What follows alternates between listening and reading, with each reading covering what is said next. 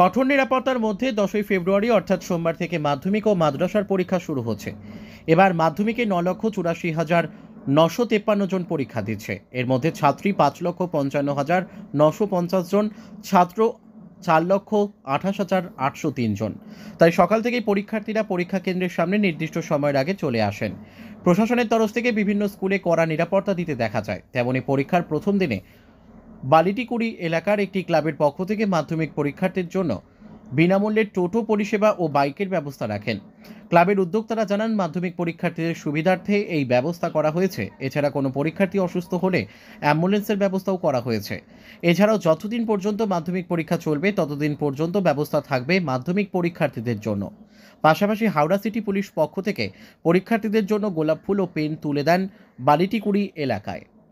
Bureau report, আমাদের TV. মাধ্যমিক পরীক্ষা আমরা প্রতিবারই এই মাধ্যমিক পরীক্ষার দিন সদানন্দ স্মৃতি সংঘের পক্ষ থেকে মাধ্যমিক পরীক্ষার্থীদের সঠিক সময়ে গন্তব্যস্থলে পৌঁছে দেওয়ার ব্যবস্থা করি। আজকের নতুনত্ব উদ্যোগ নেওয়া হয়েছে, 10টি টোটোর ব্যবস্থা করেছি।